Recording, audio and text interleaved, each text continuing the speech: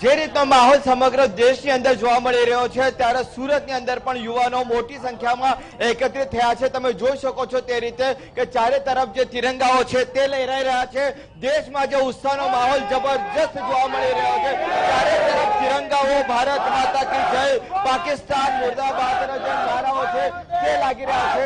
સતત જે આ તિરંગાઓ લહેરાઈ રહ્યા છે તે આપણા દેશની સેના માટે છે। આજે દરેકે દરેક ભારતીયને ગર્વ થાય તે રીતનો માહોલ સમગ્ર દેશની અંદર આપણને જોવા મળી રહ્યો છે। તિરંગાની આજે એક ગર્વ લેવા જેવી બાબત જે છે તે જોવા મળી રહી છે।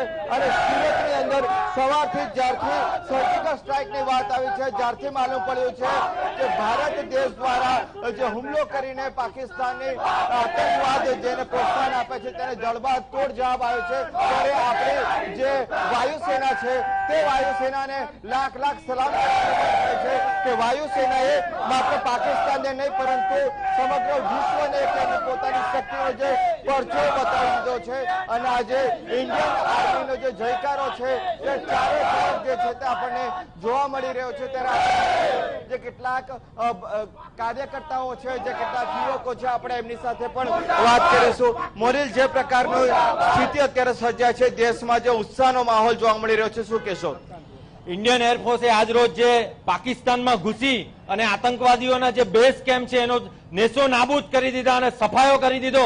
ઇન્ડિયન આર્મીને હું લાખ લાખ ધન્યવાદ આપું છું। અને આ જ રીતે પાકિસ્તાનના આતંકવાદી તત્વો અને એમના જે બેઝ કેમ્પ છે એનો જ્યારે જ્યારે પણ નાપાક નજર દેશ પર ઉઠે ત્યારે એનો આ જ રીતે સફાયો કરવામાં આવે અને પાકિસ્તાનનો તમામ આતંકવાદી પ્રવૃત્તિ કરતાનો જળમૂળથી સફાયો કરવામાં આવે એવો મને ચોક્કસ વિશ્વાસ છે અને ઇન્ડિયન આર્મી પર મને લાખ લાખ ગર્વ છે।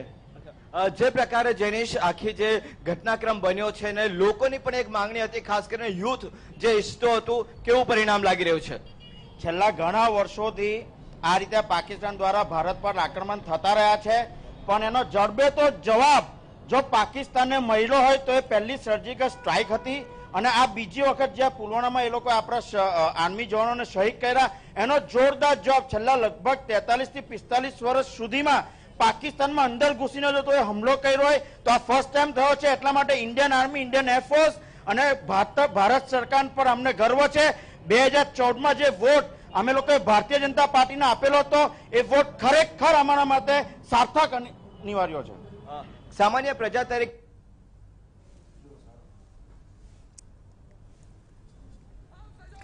સુરતીવાસીઓમાં ઉત્સાહ જોવા મળી રહ્યો છે, જોશ જોવા મળી રહ્યો છે અને હાલ આ જોશ એકદમ હાઈ છે, કારણ કે જે રીતે કાર્યવાહી થઈ છે તેને લઈને સૌ કોઈ જે અપેક્ષા રાખી રહ્યા હતા એ અપેક્ષા પ્રમાણેની જે આ એર સ્ટ્રાઇક થઈ અને તેના પડઘા સમગ્ર દેશની અંદર પડી રહ્યા છે અને સૌ કોઈ ઈચ્છી રહ્યા છે કે જે થયું તે બરાબર થયું, જડબાતોડ થયું અને દેશે આખરે જડબાતોડ જવાબ આતંકને આપ્યો છે, આતંકિસ્તાનને આપ્યો છે અને આ એર સ્ટ્રાઇકને સૌ કોઈ વધાવી રહ્યા છે।